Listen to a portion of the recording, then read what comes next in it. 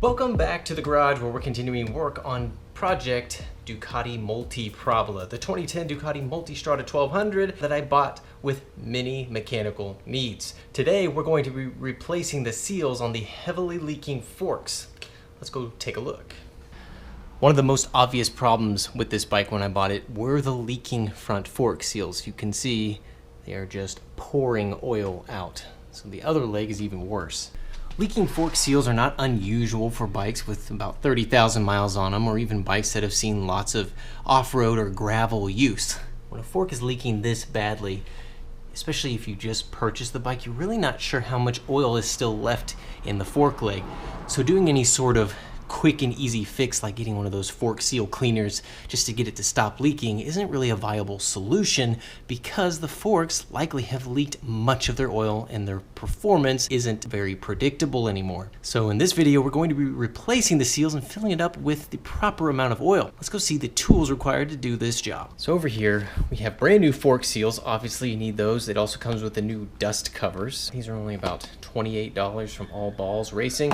Good quality seals. I've used them before. You also need a fork seal driver. Now you can make your own fork seal driver out of PVC pipe, but I bought these on Amazon. It's an adjustable fork seal driver set. It services pretty much every fork you could possibly find. Definitely worth having if you do a lot of your own motorcycle maintenance. Also over here I have a set of fork tools. So it's a spring compressor tool and then a fork oil level measuring tool and various other things that I bought from Traction Dynamics back when I had my Ducati 996. It also has a little case of fork seal grease. Not everything in here is absolutely required, but it definitely helps making servicing forks a lot easier.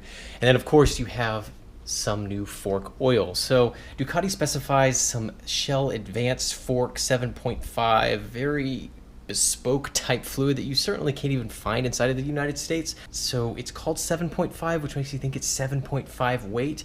And when you go in and research fork oils, you'll find that there is absolutely no standard when it comes to fork oil weight. Every company apparently has different weight values. So I just went with Motul. Motul is a specified fluid for most of the fluids on this bike. Motul 7.5 is pretty close, more than likely, to the Shell Advanced 7.5.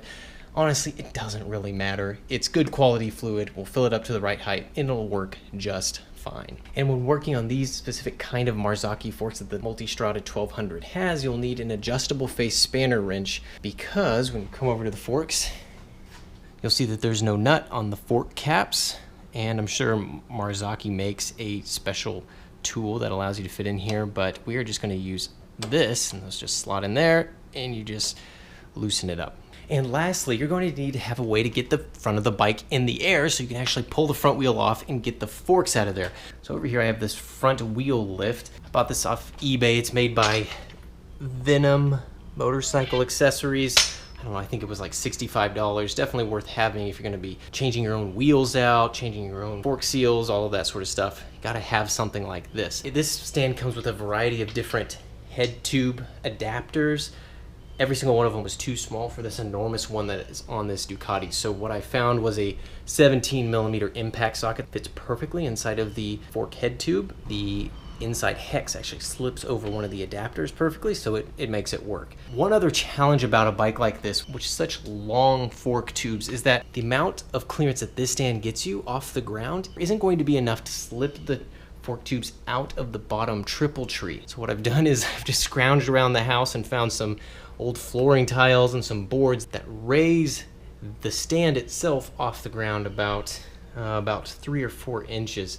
What you're trying to do is make sure that when the bike is in the air, you have as much clearance from the bottom of the fork to the ground as you do from the top of the fork to the bottom of the triple tree. Because if you think about it, as you start sliding this fork out, it might hit the ground before you've actually cleared this bottom triple tree. That would be a disaster, because at that point you got to put your wheel back on, take the stand off, and then raise your stand up off the ground. Make sure you do this measurement before you take anything apart. Again, I would just be safe saying this requires an extra 4 inches on top of what the stand can get.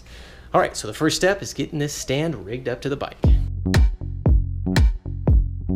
All right, with the front wheel suspended, now it's time to remove the front mudguard, the brake calipers, and the front wheel.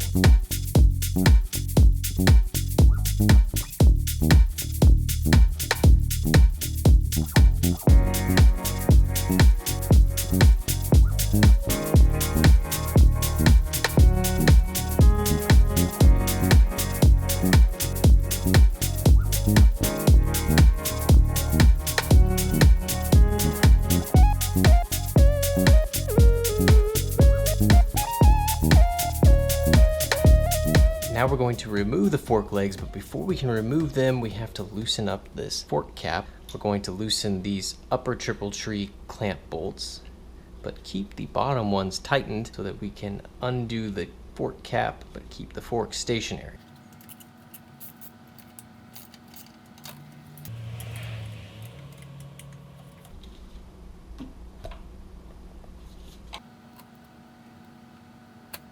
So we've loosened it up enough so that when we get it over on the vise, we'll be able to hold it stationary, and that should come out pretty easily.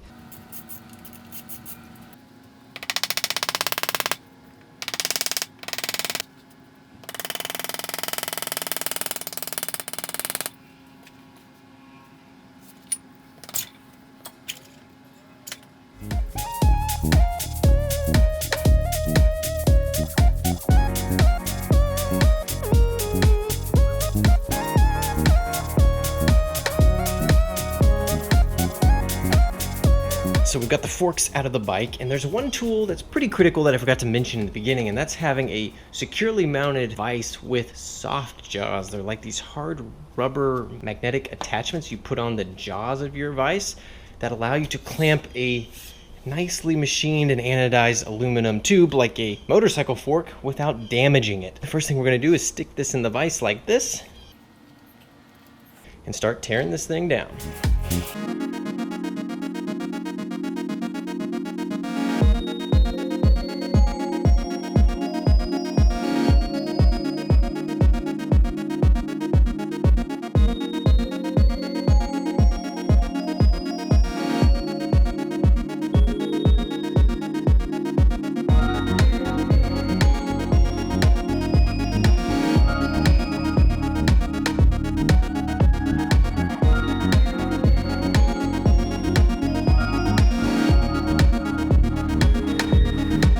Alright, so that's the fork stripped down all the way in order to replace the seals. I didn't take out the damper rod because it's really not necessary in order to do this job. The next step is just to thoroughly clean everything, and I'm going to use just brake parts cleaner to try and get inside the fork tube and get inside of the outer fork tube and clean up all these parts right there.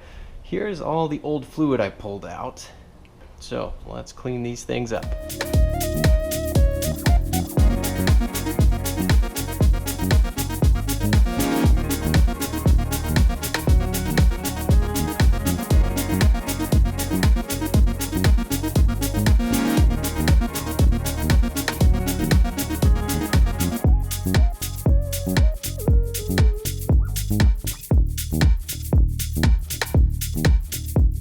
Alright, now everything's been cleaned up pretty well. The next thing is to install the new seals on the fork leg and then assemble everything in the reverse order.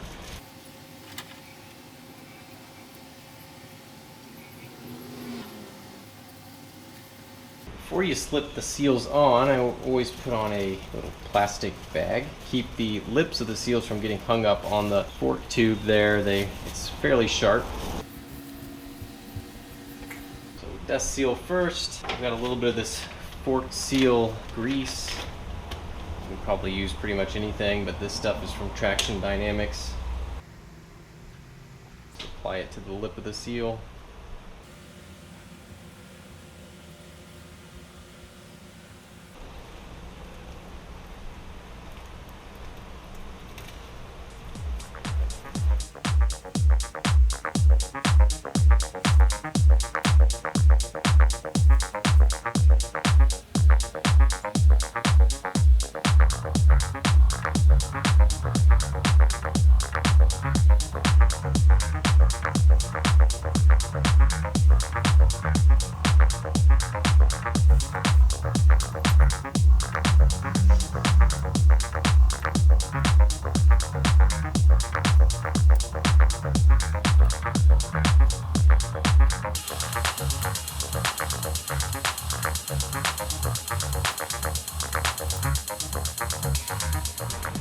Put a little bit of fork oil on everything so it's nice and lubricated. Next, it's time to seat the new seal inside of the outer fork tube.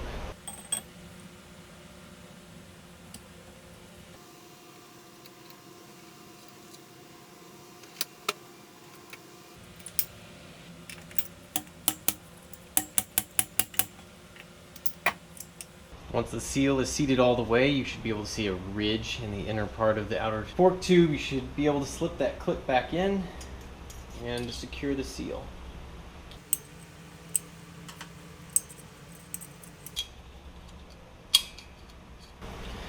Just slide your dust seal back up and push it in. Usually these are a little looser fitting, I mean still snug, but there you are.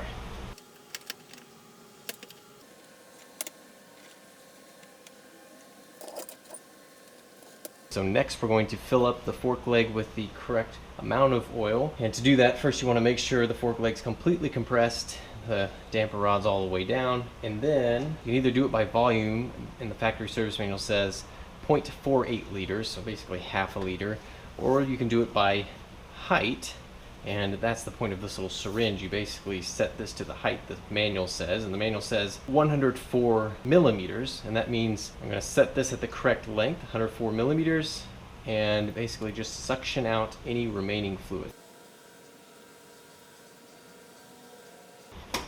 Alright, so right there is 104 millimeters. Now I'm just going to fill this up. You want to do this without having installed the spring or any of the other components that drop in first.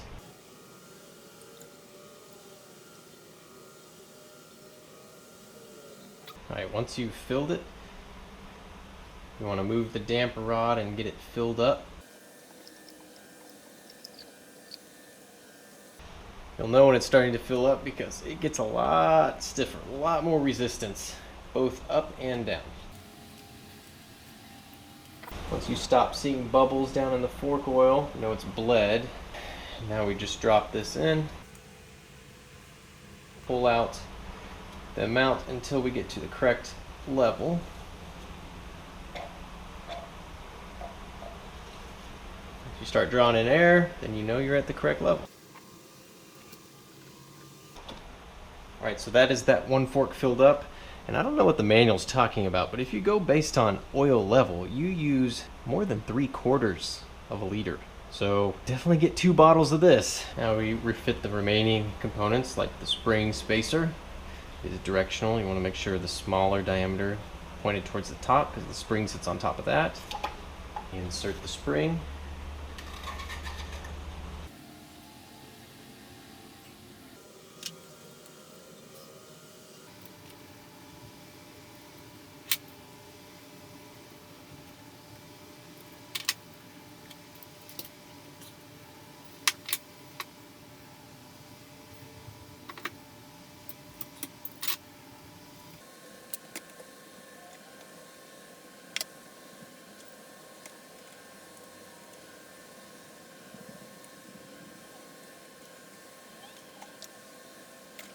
Alright, so that is one fork done. Time to do the other side.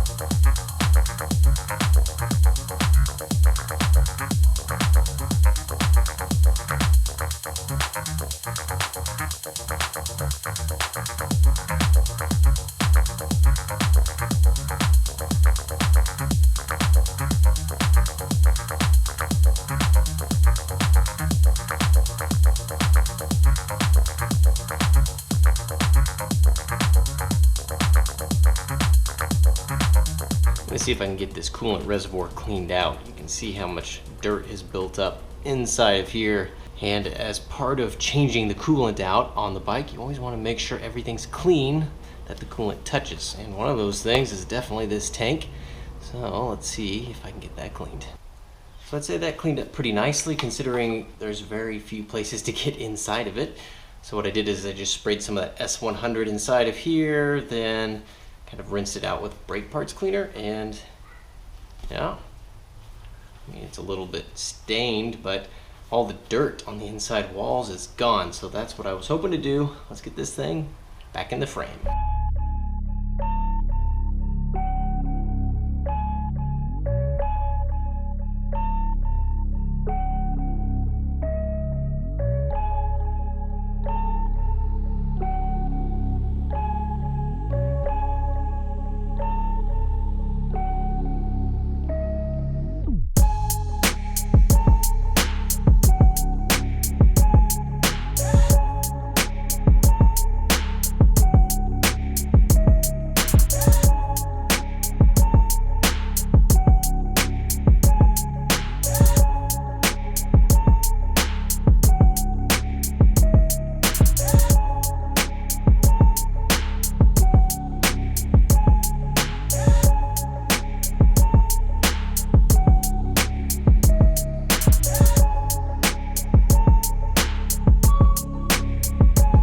So that's the forks refitted and all resealed, and this bike is getting very close to being completely restored. That's all for this video. We'll catch you again next video where we tie up all the remaining maintenance items to do on this bike and get it put back together. See you then. Thanks for watching.